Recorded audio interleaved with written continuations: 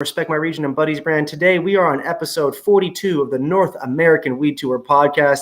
I am honored today to have special guest Anthony Alegrete from 40 Tons brand. Anthony, man, thank you so much for taking your time today and spending your Sunday morning with me, man. How are you? I'm great, man. That's dope that we're number 42. It would have been dope if it was episode 40, but I'll take anything in the 40s. In the 40s, it still magically happened, man.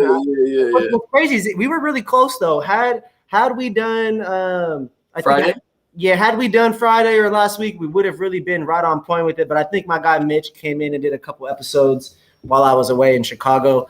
For those people that aren't familiar with who you are, your background, what you do, I could obviously come in and sing your praises, but I'd like it if you wouldn't mind to kind of just introduce yourself, a little of who you are and your background. Yeah, so I'm the Chief Operations Officer for 40 Tons brand, a Black female-owned social impact cannabis brand that is just dedicated to bringing more awareness to the fact that people are making billions of dollars in the legal industry. Meanwhile, there's people still locked up over this plant. And our great friend and chief brand ambassador, Corvain Cooper, had a life sentence without parole over a nonviolent cannabis offense. And he hit the winning lottery ticket on Trump's last day of office and received a presidential clemency. And so now what we're trying to do is we started the brand to help get him out. And then we got him out. And then now we want to do it for others and help other people get out of prison for cannabis, as well as providing to those that may have past cannabis convictions to get into the industry. So career fairs, expungement clinics, the whole 9 yards. Yeah, plus, being a hub for this section of the community that was really, really negatively impacted in horrific ways by the war on drugs. It was, man. And, it's one thing that, if these laws were, to the point where this plant was still 100% illegal, but it's not. And people are making generational wealth over it. And we're doing podcasts on it. And we're on the stock market buying cannabis stocks. And we're doing, MJ BizCons and Hall of Flowers. And we got dispensaries now and stores. And people are making generational wealth over this. Meanwhile, there's people that are getting generational displacement. And so, 100%. We want to help kind of bridge that gap, and give a seat at the table for the legacy operators and the legacy people, because these are the people that help build this industry to what it is today. And so they shouldn't be left out of it. I think it's important for us all to recognize, without glossing over it in any way, their legacy operators, a huge, vital, important piece of the community you're trying to help, but Black and brown communities particularly impacted. 100%. The most, by far. The numbers drastically skewed in that direction based on hard data, hard jail times, hard prison sentences, and oftentimes, similar to Corvain's situation, very little parole opportunities, or what I would call, when you put them back out into society and reentry. The reentry process. It's so hard to get back in. Anthony, I just read an article right now that the city of Oakland is like suing the social equity people that are backed on their bills because they didn't even get the initial starts that they could have had. You're damned if you do, you're damned if you don't, man. The system is rigged, man, for the ultra rich to get richer and the poor to get poorer, and so it's not right. And so this is why we got to stick together. One of 40 Tons' main core values is collaboration over competition. Mm-hmm. Right. So we need to collaborate. We need to work with other people, because when the big dogs get into this, your Marlboros and your Amazons and your CVSs, all the smaller companies that, that we're in it now are going to get pushed out. So we don't need to be fighting amongst each other. We need to be working together so that we can sustain in this industry long term, and one of our things that we really focus on is bringing more minorities, people of color, BIPOC communities into the industry, whether on the entrepreneurial side or on just getting a job side. Yeah. So that's what we're all about. And we appreciate the love, support that we get. We do a lot of collaborations. We got a ton of collaborations. So when you ask us about, what we're doing and who we're working with, we'll share that with you guys. Yeah. There's some good stuff in the works. I'm excited to get to that point today.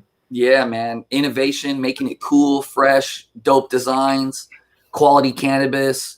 I think that's, and to that point exactly right there, Anthony, is the designs, the brand, a lot of, there's not to take away from equity brands or to stereotype them anyways, but they're just not traditionally associated with that coolness, that, oh my gosh, that weed is so phenomenal, I have to go get it. It's that next cookies or Migos drop or whatever it is.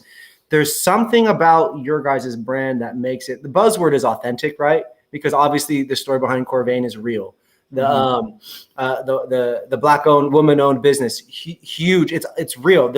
You can't argue some of these things, but then you guys see what you guys do in the community. You see the impact. You guys see the undeniable ability to help other people, whether it's with reentry or getting jobs in the space or even just connecting the dots. Like, you guys are really good dot connectors as well because of who, like, the people recognize you. They know you guys. The brand is actively doing what you want it to do. Yes. So, I've been an entrepreneur my entire life. So is Corvain, so is L'Oreal, right? And so we eat what we kill, right? So if we're not out hunting, we're not eating, right? And that's a real entrepreneur, right? And so when you're a real entrepreneur, you have to figure out how to distinguish your brand or your company or your service or whatever it is that you're doing from the rest of your competition. So yes, our story is so unique, and yes, the story is authentic, but we wanted to take it even a step further, right? So what does that mean? That means now we need to source the best products, but then we need to take it even a step further. Now we need to have dope designs. Yeah. Then we need to take it even a step further, and we need to be innovative and do cool things and be on the forefront of the newest technologies. Yes. So it's all of those things added up where 1 + 1 + 1 = 10.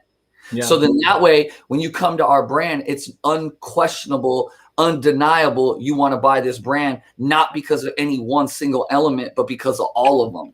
But Correct. If you buy good weed, you're going to rock with us. If you want to come to us because you believe in our social cause, you're going to rock with us. If you want to buy something from us because, like, man, this is some really dope designs and I'm a creative myself, boom, you're going to buy from us. So we want to have all these little elements. And as a brander, this is where you just start thinking of, like, how can I deliver our message and product in the dopest way? Absolutely. And that, man, it's almost as if you've been asked these questions or done some interviews before, man. I love this. Yeah. These are some of the best answers. Shout out to the whole cannabis industry, but also shout out to people that come from other experiences in life that prepare them for this kind of work, that prepare them for success in cannabis. I'm not a legacy operator. I'm not a legacy trapper. No part of that relates to my being and what I do in cannabis. But just like you guys, I've tried to build myself to be a hub for the culture, a platform for other people, and a dot connector, someone that really helps and comes in. And I appreciate you for what you do in this space and also for what your team.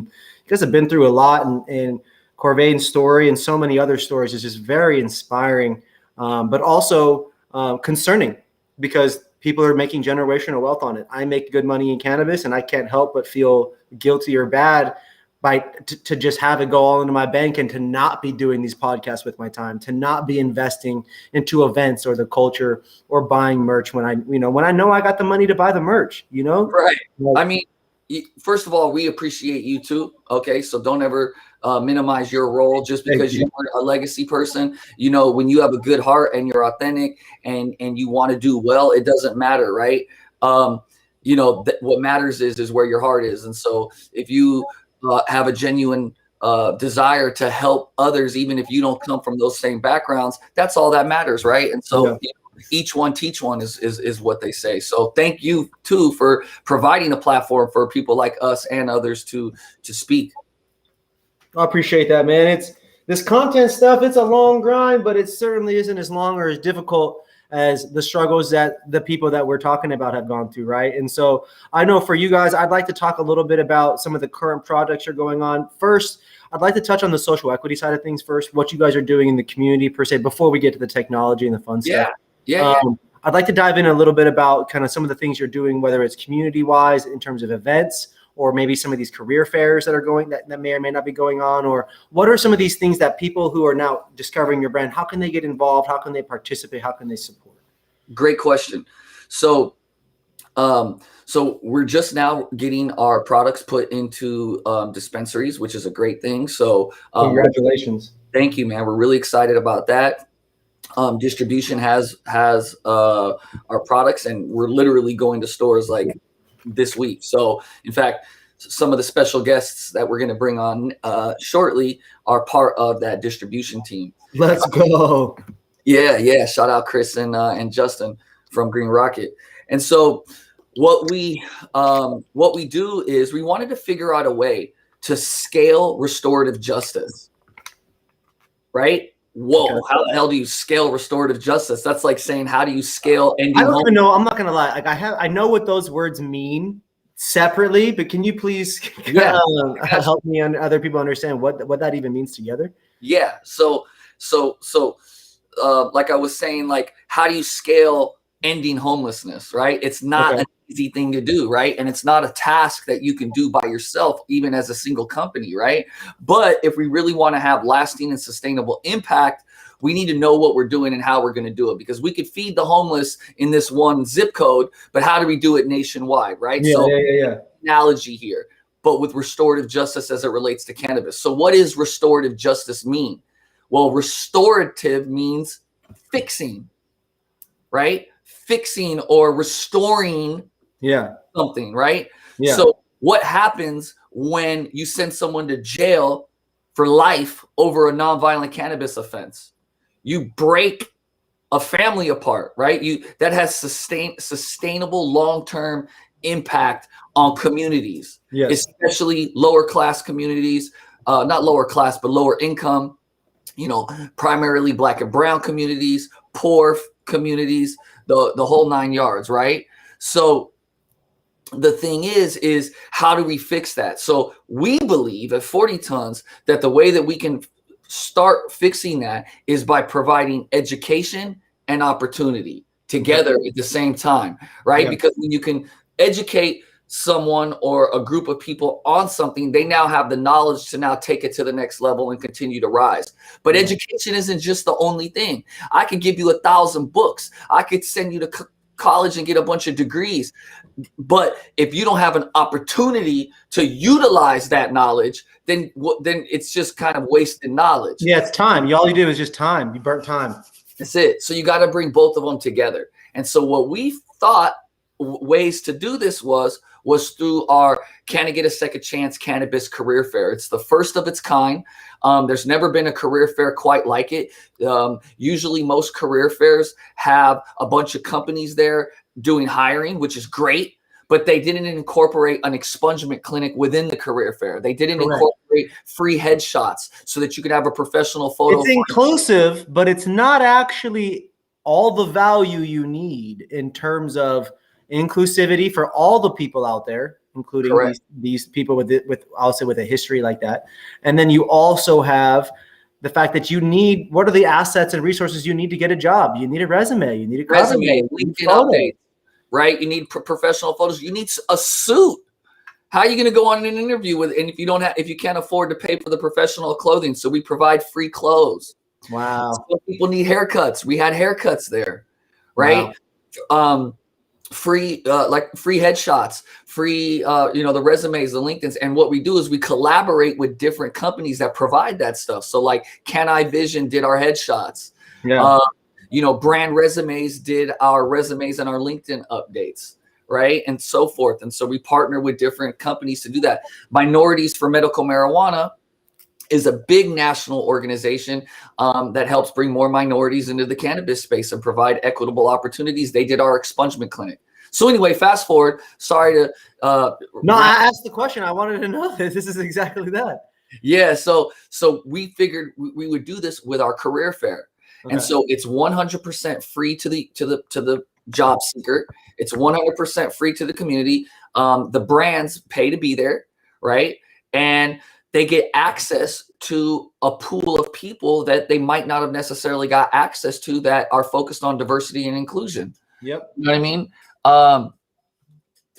So it's like, this is our way. It's our little small niche within a niche market to restore our communities. And so we partner with Oaksterdam to provide scholarships. We partner with farms to help buy the courses to give out to scholarships because, you know, these classes are expensive, you know, so, but they're very worth it. Shout out Oaksterdam. I went through their business of cannabis class last term, and it was phenomenal. I loved it. It was, man, 12 weeks of just, I felt like I was in college again because it felt like that.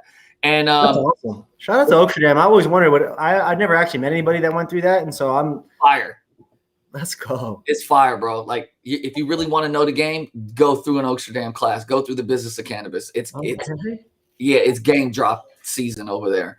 So when I went through it, I was like, yeah, these guys I need to partner with. So I hit them up, and they were 1000% like, let's go. So you know, shout out Dale, shout out Sarah over there. They were really, really good people and wanting to help the community. So anyways, back to the restorative justice. So this is how we restore and we repair, and it's our way of doing it. And so, you know, we give the chance for when, you know, that cannabis prisoner comes home, they could come straight to our career fair, or even if you don't have cannabis convictions and you're just wanting to get into the industry, but you don't know how, you come to this event, and this is how we do it. And we're going on tour. So February of next year is when we start the Can I Get a Second Chance 2022 career fair tour. We'll be in LA, we'll be in Oakland, we'll be in New York, New Jersey, and then we're coming back to LA.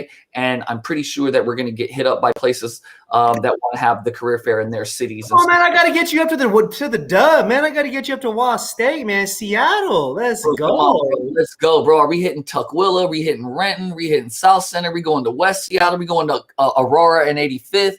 We going up north to Everett? Where are we going, man? Where we at, bro? Man, what's up, man? Hey, everybody, shout out to this whole 206, the 425, the 509. Come on, man. We going to Bellevue? We going up to Bellevue where the money's at? Are we hitting Mercer Island? Where we at, man? No, we don't need to help nobody in Mercer Island. All them white people, they're good, man. They're straight up on Mercer Island. We're partying on Mercer Island, but we going to Renton and Tukwila and what's that city that's just south of Federal Way? Oh man, so these are all my areas, man. You know, since I started smoking weed, I used to give money in Seattle in the early 2000s, man. So I know the city up there. Man, that's love, man. And so that, you know, speaking of Seattle's a really technologically savvy city. Yes, we've been able to take money for weed and dispensaries since 2016. We were doing the ATM debit card method, you know, that whole thing. That was 5 years ago now. And so for you, I know you guys are real big into the technology side of thing, right? This is a little transition to the NFT part of the conversation.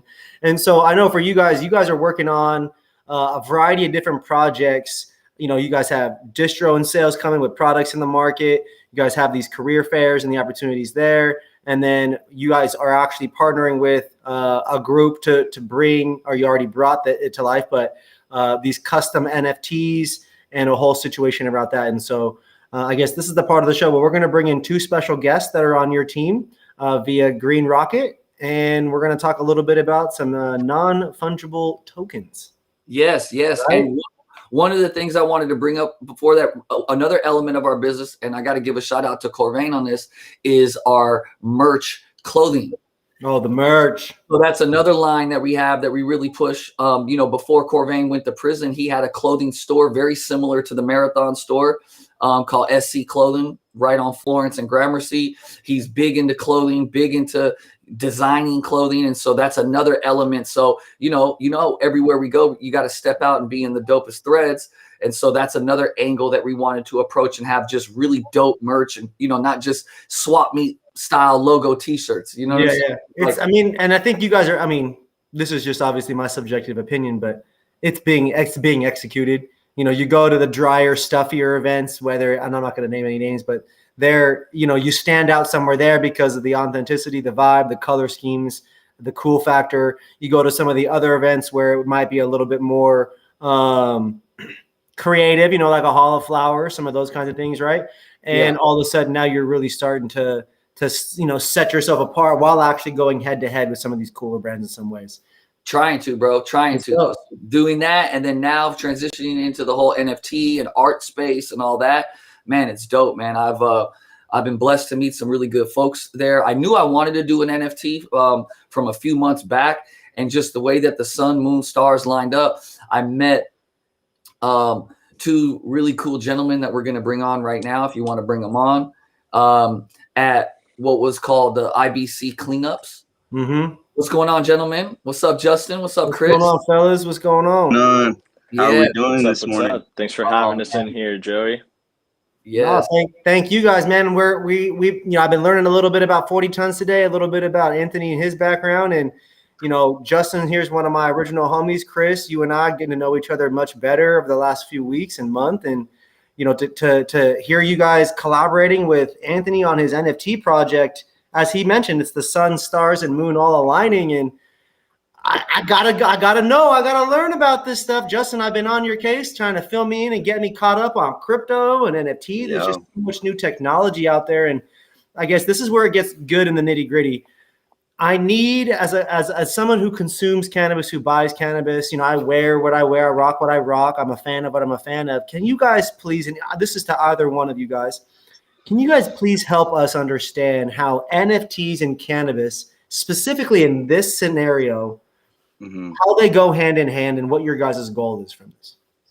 Community, baby. You said it all before we even got on there. You've been talking community. It's important to give back, collaboration, all this kind of stuff that you don't have to be in cannabis, in crypto, and anything to know that that's number one. And that's what builds up these NFT projects. That's what, at the end of the day, if NFTs aren't the wave, and they aren't what the community catches on to, you're building up that community that makes that decision. Or micro community. Exactly. You're getting people in Discord and servers, which, if you're not familiar with Discord, it's like Slack. It's like any of these messenger platforms that have channels and technology tied into it with APIs. So we have the ability to make private channels where you're only getting in there if you got a 40 tons NFT. And we could do a lot of cool things other than that, like give away things to NFT holders, do giveaways as far as like inviting people into the community to grow it. And really, we're just providing opportunity for artists and brands and entrepreneurs and collectors, investors, people that are just interested in the movement, honestly. And the movement could be whatever it is. It could be 40 tons and everything that they're doing for social equity and getting people out of prison and into cannabis jobs. And it could be, supporting glass artists, because we have, all these artists that make all this incredible work. And, they used to have the same difficulties that, cannabis companies have growing their brands. And here they are 15, 20 years down the line, and they deserve first rights at all of this, inventory, instead of import companies from people that have money to send stuff overseas, or, big cannabis. So my question then, Anthony, with the 40 tons NFT project, does it officially have a name? Walk me through a little bit of we've been talking a little bit about it. I think I finally went and downloaded the OpenSea stuff the other day from a phone. My phone's charging right now, so I'll walk through it after. If you send me your wallet, I'm going to drop you an NFT live on the 2021 North American Weed Tour podcast, bro. All right, there you go. And it's as simple as that. Transferring an NFT is as simple as that. And that's another amazing part about it. It's faster than fiat. It's faster than regular money that we deal with today. It's faster than a bank.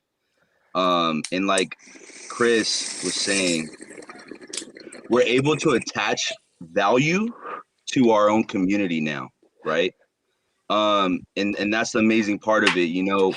For the event in Vegas, everybody that came through to the prison booth, the insane prison cell booth, you got a commemorative NFT for free. That's already valued at 0.042 ETH, which is just around $200, right? It's when at the time when we were giving them away, it was 170, and now it's 200. Sorry, it's already gone up $30. 100%. So not only are you joining the growth of 40 Tons NFT community, right? And the brand as a whole, but you're following ETH, you're following the growth of crypto community as a whole, you're following everything, right? So Potcoin. and you get to join a community in a Discord where you can communicate with people all over the world, you know, not just the US. Did you get to And see it's that? more when I shared the inclusive. screen? Yeah, I actually put it up for people to watch that while we were doing There it you just go. real quick. That was your guys' NFT, right? In them. One of them. One of That's them. actually the 3D booth that they had in MJ Unpacked. That is the actual booth, digitized and rendered before we were even in there. That's crazy. It was dope, man. So a little bit about the name of our project. The name of our project is called 40 Tons of NFTs. And so our goal is to make 80,000, right? Because 40 tons is 80,000 pounds. Yeah. So our goal is to make 80,000 NFTs over the next few years. And so that's the overall grand name of the project. And then as we do projects, there'll be a certain amount of NFTs within that project. And so this was the MJ Impact 2021 project. And what we did was we did three groups of NFTs. So we did 11 NFTs that was just for the home team. Okay. Right. That you know, each one of us on the team got that. And so there was 11 people that were a part of that process to get this NFT to market. Mm-hmm. Then we did a second set of NFTs that you can only get if you were a speaker at MJ Unpacked 2021. So your CEOs of, you know, Curaleafs and COOs of, you know, the parent companies and people like that, right? Like those types of large people that were speakers at the event. We made an NFT for them, so you can only get it if you were them. Yeah. And then we made a more of a general public NFT, which if you came to our booth, you would receive one of our NFTs, and that was called 40 Tons Flip of a Pot Coin. And that was because we had a pot coin, and I'm going to share it with you guys again. Yeah, pull that up, and I'll pull it up for us as well. Yep, and so I'll share the screen with you. And these Flip of a Pot coins were out of 1,000. Correct.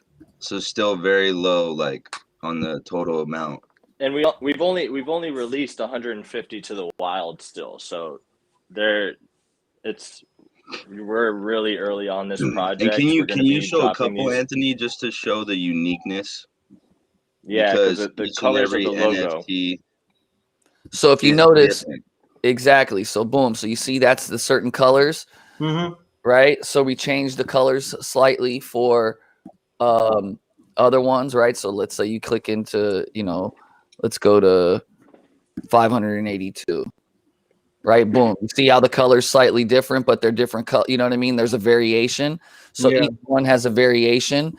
And so there was a couple of things that we did to separate those variations in terms of like city and some other stuff that's pretty cool. I won't share it here because it's proprietary, but we made colors specific to certain things that people will appreciate. So I just don't want anyone to copy what we did.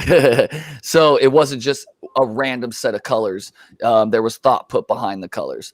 But the purpose of these NFTs is not necessarily to make a whole bunch of money right off the bat, right? It's basically to provide digital art that represents a message. Yeah. Right? That's that message right there on screen. Right? A social impact cannabis brand that believes no one should be incarcerated over a plant, especially when we're making billions. So if you believe in that, we want you to be a part of our community. And so we made these NFTs. We, here's the sell one. As you can see, there's pot coins all in there, kind of just spread out as like little Easter eggs all over there. So pot coin is one of the first cryptocurrencies in the cannabis industry. They came out in 2013. They did pretty well in like 2017. And then they kind of scaled it back a little bit to rebuild their technology, and they're doing a complete relaunch and rebrand this year, like within the next few weeks. And they're here to stay. And so they're trying to build community as well. There's only 420 million pot coins ever that have been in existence. And so we partnered with them to bring cannabis reform justice. And so we got some things where we're building our wallets for the prisoners. And so you have an opportunity through cryptocurrency to donate to help these prisoners. And so the goal is to hope that a year from now, those coins will be worth more. So imagine if you bought Bitcoin for a prisoner a year ago.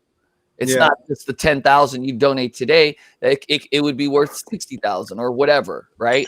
That's the goal here. And it's a new innovative way to fundraise and to think different, right? We're trying to think different. And so, you know, I met Chris and Justin at IBC Cleanup, which is you know, a cannabis industry get together that picks up trash on the beach. And then we just hit it off, and that was about a month and a half ago.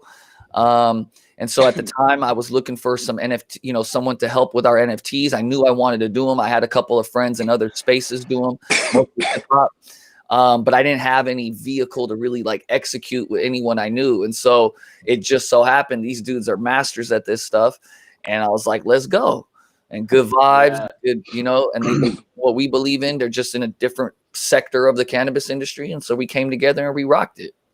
Yep. And now it's just about building community and taking it further. The more people who join, like you'll see, you'll be able to, like he said, donate in a way where you own the NFT. And then when you own the NFT, you can show that ownership in Discord. And then from there, everybody can communicate, talk about what's the next step. You know, these are the 10 people we're trying to get out right now. This is the prisoner wallets for them. All the money from all the NFTs sold are going to create funds to make those moves to get them out. You know, right. So it's amazing impact. And it's a whole different version of putting money on someone's books, right? Because they can have, I mean, in a lot of cases, there are a lot of people that are incarcerated that have access to phones, and to be able to give them access to various forms of currency that goes beyond the dollar is huge. And having that also be tied into cannabis via things like Potcoin or the 40 Tons NFT project, that also diversifies the opportunity for, you know, cannabis payment options, right? Yes. Because people value different kinds of things, either being more to less than the dollar, right? And so this is an interesting opportunity, because at one point, do dispensaries take or exchange in NFTs and other crypto offerings besides Bitcoin, right? Because I think some of them do take Bitcoin. Some of them do take Bitcoin, right? But they're few and far between, and they're probably only on the West Coast for the most part. But it would be exciting when they start accepting, you know, NFTs valued at this much for this, or Potcoin and other things. Or just via holding it, right? Being able to stake it and hold it, and having to show that you have it in your wallet. Let alone the future is really being able to connect your wallet to websites, Web3 domains.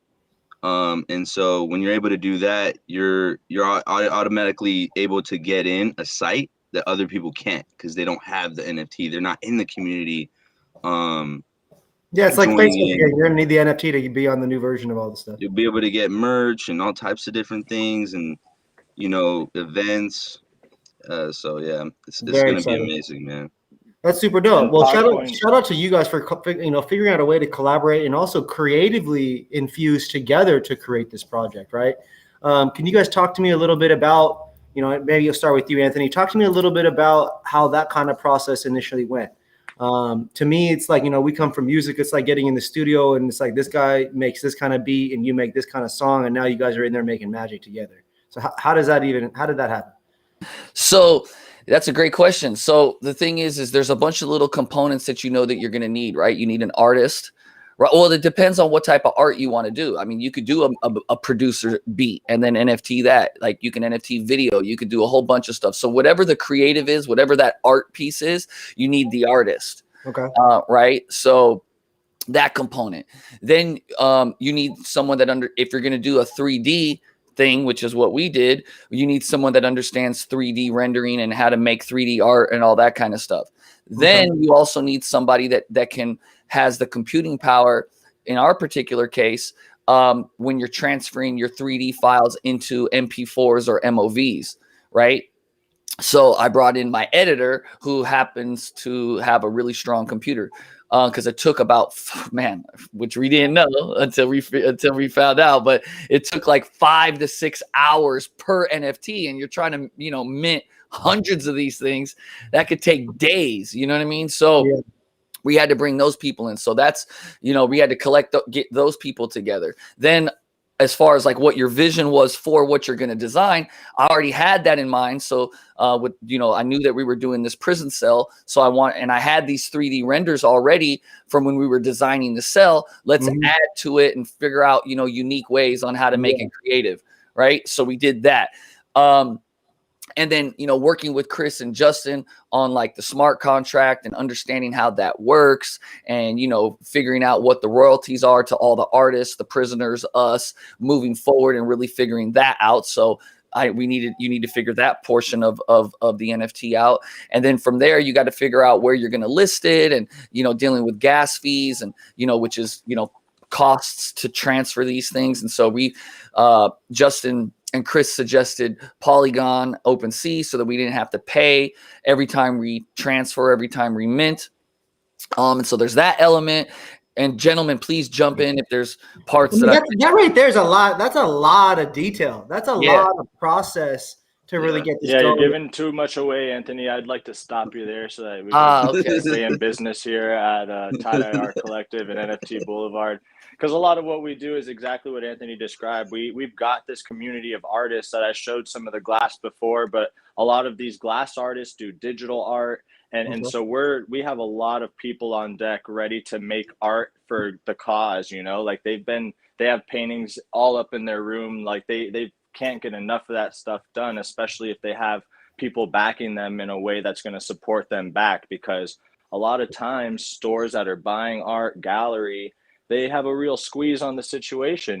They have to, artists go there with a case of art trying to sell, and who has leverage in that scenario where realistically that store can't stay open if they didn't have this community of artists that were grinding and, taking cases of glass and canvassed art to stores.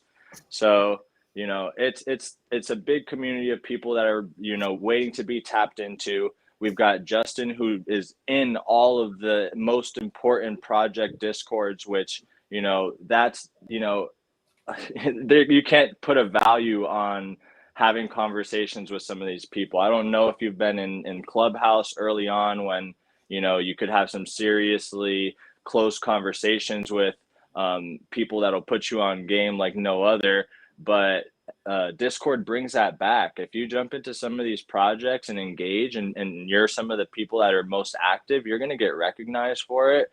And that's aside from spending money on an NFT that's going to bring you back value. We've only touched on the small part of the value that you personally get for owning it, which is getting into these groups. But you also get discounts to all this awesome merch that we're talking about that they put their time and effort to. We're not talking about like cheap t-shirt prints that you could get down the street from, somewhere else for $20 and paying $50 for it. We're talking about like double, triple stitched clothing. I should even go get some of this stuff that it looks like it's just a painted different color, but it's a whole different fabric stitched together. It's nice quality stuff that you're going to get first access to, discounts to, and even free drops from, just because that's what it's about, man. Like, you're hooking us up and giving us the resource and vehicle to be able to continue and expand these projects. So you get so much holding on to that NFT and being part of our community,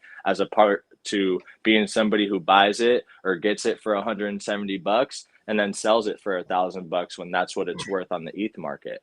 So there's got to be a group of people that are clearly just buying, selling, brokering, trading, bartering. And there's got to be a group of NFTers that just do, I want to get the access and the exclusivity, and I want to go to cool things. Justin, you were the one that always shows me about, the Gary V one, you get to go to his this, you get to go to that, because that's what I'm about, right? A lot of the game, right? And then from what I'm hearing, Chris, as well, and then there's the access, or the first access to the discounts and merch, or having the ability again to be included into some kind of opportunity. Now, Right. Justin, for you, it sounds like you're in some pretty cool Discords, and that being connected in these Clubhouse communities and the Twitter communities, in the Discord communities, that can really help change your life in some way. Now, for the people that don't really know NFTs, that don't understand the true impact that it can have, can you at least real quick, briefly tell us about how NFTs have already changed your life in the short periods of time, not only in just bringing all four of us together here on this podcast, but can you put some tangible things to that for us here today, so that way people can get a value of restorative social justice impact, community impact, and then also you personally? Yeah. So, I mean, like Chris touched on it a lot, and I really think he nailed it down, a lot of game right there, which is just being able to tap into like places like Clubhouse when it was so early on, and it was very easy to just jump in a room and there's tons of people there, and then you say, hey, my name's Justin, how's it going? This is what I do. This is my passion. This is what I love. How can I help? You like give your pitch, right? And like, it's the same. I take it the same way into Discord in these different groups, especially Twitter being such a early on platform to a lot of this, right? I kind of see that they see the future in terms of what's happening in the crypto community and how it's very relevant to everything happening today, especially with, the whole, what happened in 2020. So, with that being said, I've jumped into so many projects on Discord, and there's people in there where it's like Marshmello, the DJ, Steve Aoki, Shout out Red Ghost Club, and Fleischman, Nigel and Houston. it's not to just name drop people, but these people, they're open. They're new to the Discord community just as much as I am. Yeah, that's And they're exactly like, what it is. how are you doing? What are you working on? And so it's when you have that just like open availability to talk to people like that, and then you don't even, sometimes these people have a Discord came from gaming, right? Fortnite, right? What's your gamer tag on Fortnite? It's not your real name most of the time, right? So sometimes you don't even know who you're talking to. Steve Aoki could be SA 6969, and you don't even know, but it's Steve Aoki. Because why? Yeah, that's how it is with the glass Because he blowers in starts ours. to post. Yeah. He starts to go in Discord and he says, "Hey, what's going on, you guys?" Blah blah blah blah. And then the Thank you, head baby. people who run the whole Discord say, "Yo, this is Steve Aoki. He just posted on Twitter," and then you start to see his wallet. You're kind of connecting the dots. And then I realized, holy smokes, I was in DMs with this cat talking about events and stuff going on in Wisconsin and Ohio and EDM and cannabis and, collecting. And that was Steve Aoki, so it's like that's just one piece of the pie. And I think when you just have that communication, I think that's a lot of the things in life when we're trying to build a brand or build a community or do anything with social impact, social justice, and trying to get the message out there is a communication barrier, right? Yeah. And so And Justin, can I I add feel like something being that in I all know this, you? man, that's what we're trying to achieve, and it's groundbreaking right now, man. That's all I can say is we're talking with amazing people, and the more we keep moving forward and building the community, the more everybody can just keep building value and building value. Absolutely. Justin, I know you won't do this, so I got you. I'm sorry. That's all I gotta say is I'm sorry. How much is your jetpack worth?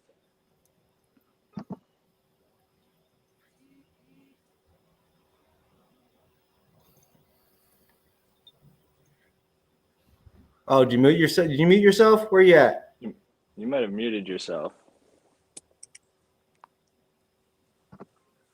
I muted because there was like a car alarm going off. But the jetpack is worth, I would say, 10 or 12 ETH, All right, so which like is life-changing money for a $44,000. lot of people. And to go off what you're saying, I was only in there because of a Discord, and being in there early when there was 100 people, and when you look up JADU JADU jetpacks, like these guys are doing crazy things with augmented reality. They've already been doing amazing things in music where you can pull up these artists like in front of your phone, and they're like talking to you, like, hey, did you see my new album? Like like imagine Tupac on your phone, and you set them in augmented reality. It's like, hey, what's up? I'm in real life, what's good? And that's what they've been doing in applications on iOS, right? And they brought these jetpacks so where you can own the NFT. So once again, in a Discord, was talking early. There's only 100 people in there. I said who I am. I said what's going on.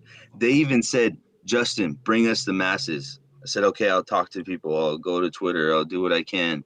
And then I came back, and they rewarded everybody a whitelist or being able to get a jetpack early. And, what do you know? I paid like probably $100 or $200 for that thing. So, And that's with 40,000. Fire. And So- that's just one thing, 40,000, dude. That's just one. $50,000. That's one. That's just And one ETH's thing. at an all-time high right now, right? So like back to what Chris was saying with Potcoin and the 40 tons NFT back in Vegas, when we were giving that out, it was like $167, $170. But now ETH is still on a climb. So whoever got that for free and is still riding that, or wants to buy in, whatever it is, you're riding in so many different avenues that no matter what, it's gonna build value. We're gonna build value. Let's talk about and Anthony, this one's for you. Let's talk about the NFT project again. What is the price for the NFT? You're obviously giving them away at being an event. Now, what is the price? What's the market price for that? Someone buys in, they want to support the cause, they want to be able to donate and contribute to what you guys are doing, social justice wise. What's a price point for that? Can you buy in quantity? How does it work? So you can get each one for 0.0420, so like 0.0420 ETH, which is approximately what, 160 something bucks, guys, something like that. At whatever the current stage of ETH is today. So like when we did it last week, it 0.042 ETH was worth about 160 something dollars. Okay. So what I'm going to do, because, we want to build the community. If all of our listeners that are on the North American Weed Tour podcast that have never had an NFT, we will give them their first NFT. We'll put the link in the bio for them to send us their crypto wallet address. And so we'll give you guys that. But the people that showed up to our booth, the people that came to the art party last night, Halloween, and then also your listeners, we'll drop them that. So that basically means they're going to get $160 something piece of art that is tied to a cause that's really, really dope, and it'll be their first piece of art that's in. Man, that's super cool. Man, I appreciate you extending that opportunity to us and our people as well, man. That really means a lot, because as people, might just look at it like, oh man, I'm getting something that just has valuation that eventually can equate to $1, I guess. But it's bigger than that for everybody. Yeah. So, can you please put on the screen our email, info@40tons.co when you get a chance. At this point in time of the podcast. And so all you guys have to do is just email us your wallet address. And if you don't know how to get a wallet, it's super easy. You go to metamask.io and literally follow the prompts. It's easier to set up a MetaMask than it is to set up a Yelp account or a Instagram account. It's literally that easy. It's super easy. Let alone a bank account. It's super easy. And then it ties to your try device. To catch some cash like that. It ties to your device. And then you'll get a crypto wallet address, copy and paste that in an email, send it to us. We'll drop the NFT. That man, and I believe I shared my thing to you earlier because I wasn't sure if I did it right, but Yeah, I'm excited to check it out. I'm definitely going to be supporting. I'm excited to get other people involved. This episode, everybody, will be written up into an article. So we have a feature coming out coming soon, very, very soon, with you guys. So big shout out to the 40 Tons brand for everything that you guys do. Restorative justice is a huge part of the world. It should have been something that's started way sooner, but thankfully cannabis is now legal and we can finally, support the community and the people that have been impacted in such a big way, and just really help in a big way as well. Thank you guys, Chris and Justin, for bringing your creative skill sets and your networking and sales abilities to this squad. It really means a lot to me as someone who's, we come from the music and cannabis world. I can't tell you how many of my friends have got the charge or even recently just had something happen to them with cannabis and being just afraid of what was going to happen and doing some dumb shit. So thank you guys all. Everybody, this was episode 42 of the North American Weed Tour podcast. We had special guests Anthony Alegrete here from 40 Tons brand, Justin Castillo from Green Rocket and Have a Sweet High. And we've also got Chris Anderson here from the Tie-Dye Art Collective. I really appreciate you guys being on here with me today. To everybody watching, thank you again. Please do like, follow, and subscribe. We have more episodes coming. We are going until episode 80 before Christmas. So tap in, stay tuned. I'll see you all in the next episode. Love you all. Thanks, everybody. Peace. Appreciate you. Peace. Later, y'all.